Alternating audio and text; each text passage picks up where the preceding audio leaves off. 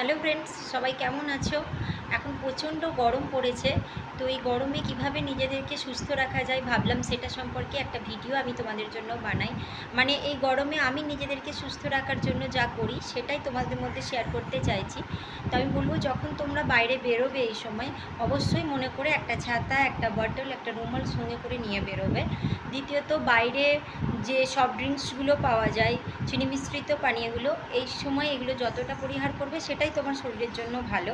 এর পরিবর্তে তোমরা ঘোল, দইয়ের শরবত, যাদের শারীরিক অন্যান্য সমস্যা নেই তারা গ্লুকোজ এগুলো খেতে পারো।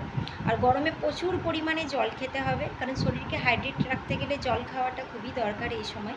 বাচ্চাদেরকেও প্রচুর পরিমাণে জল খাওয়াবে। আর সহজপ্রাচ্য খাবারগুলো, যেগুলো ইজিলি ডাইজেস্টেড হয়ে যায়, সেই জাতীয় খাবারগুলো গ্রহণ করবে। বেশি মশলা জাতীয় খাবার এই সময় না খাওয়াই ভালো। তো আমি এই সময় মশলা জাতীয় খাবারগুলো একটু কমই খাই। আর যেটা বলবো, যদি খুব গরম লাগে তোমরা প্রচুর যখন গরম লাগবে তখন তোমরা 2-3 বার স্নান করে নিতে পারো। তবে বাচ্চাদের ক্ষেত্রে বা যাদের ঘন ঘন ঠান্ডা লেগে যাওয়ার প্রবণতা থাকে তারা 2-3 বার স্নান না করে একবার হয়তো স্নান করলে, আমি আমার মেয়ের ক্ষেত্রে যেটা করি, একবার স্নান করাই, আবার যখন প্রচণ্ড গরম হয় বিকালের দিকে ঘেমে গেলে হালকা করে গাটা মুছিয়ে দিই। তো এটা বাচ্চাদের বেশি পেট ভরে ভরে ঠেসে ঠেসে খাবার খাওয়াবে না, অল্প খাবার খাওয়াও, ঘন ঘন খাওয়াও, নাহলে ওদের পেটে লাগে, আরও নানা ধরনের শারীরিক সমস্যা দেখা দেয়।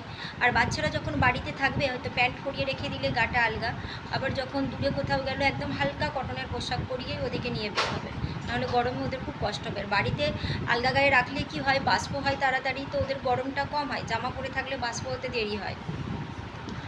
তো এই জিনিসগুলোই মেনটেন করে আমি চলি, সেগুলোই তোমাদের মধ্যে শেয়ার করলাম।